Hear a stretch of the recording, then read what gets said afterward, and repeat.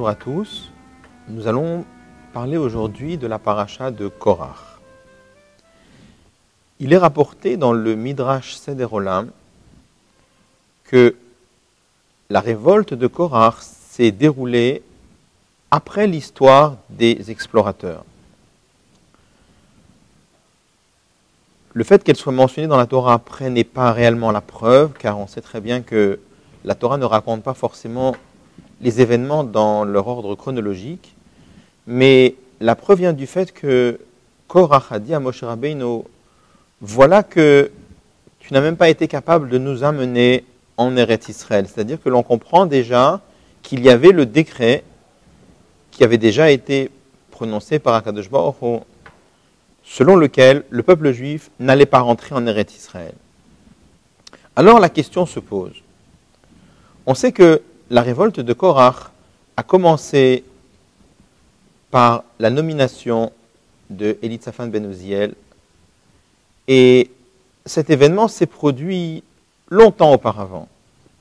Comment se fait-il donc que Korach a attendu tellement de temps pour faire sa révolte, et en particulier après l'histoire des explorateurs? Alors ce que nous allons essayer de voir ensemble, c'est que un des arguments fondamentaux de Korach découle justement de l'histoire des explorateurs, et c'est la raison pour laquelle Korach a attendu pour fomenter sa révolte après cette histoire, après cet événement. Que disait Korach? Korach disait Ki kol hadida kulam kedeshim ubetocham Hashem umadua titnasu al kahal Hashem. Étant donné que toute l'assemblée, tout le peuple juif est saint, alors pourquoi vous, c'est-à-dire toi Moshe et toi Aaron, vous vous élevez, vous vous placez au-dessus du peuple? On explique que l'argument de Korach, pour dire que tout le monde est identique, tout le monde a la même valeur, est basé sur le fait que on savait que Amasehu Haïkar, l'essentiel c'est la pratique des mitzvot. On sait que lorsqu'on pratique une mitzvah, en fait, il y a deux parties dans la mitzvah. Il y a l'accomplissement de la mitzvah, l'acte matériel, et il y a la kavana, la chaleur, la ferveur, l'amour de Dieu, la crainte de Dieu que l'on peut ressentir en accomplissant la mitzvah. On sait que Amaaseh ou Haïkar, l'essentiel, c'est l'action.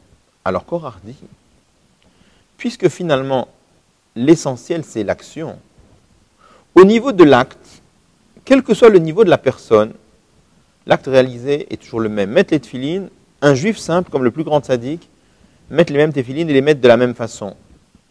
Et c'est la raison pour laquelle Korach a dit Kol haïda kulam kedoshim, si effectivement l'essentiel n'est pas tellement la kavana, n'est pas tellement la chaleur, si l'essentiel, ça n'est pas tellement non plus l'étude, mais l'essentiel, c'est avant tout l'action. Alors au niveau de l'action, nous sommes tous identiques, nous avons tous la même valeur, et dans ce cas-là, Kol haïda kulam kedoshim ubetocham Hashem, tout le peuple juif est saint. Pourquoi toi Moshe et toi Aaron, vous élevez au-dessus du peuple? D'où est-ce que Korach avait appris que Amaaseh ou Haïkar, que l'essentiel c'est la pratique? Eh bien, il avait appris justement de l'histoire des explorateurs. En effet, on nous explique que, en fait, les explorateurs étaient des gens qui ne voulaient pas rentrer en Eretz Israël, car ils ne voulaient pas s'adonner à la pratique, ils préféraient s'adonner à l'étude telle qu'elle était dans le désert, à la pensée, la réflexion, la méditation, le côté spirituel des choses, et non pas tellement le côté matériel.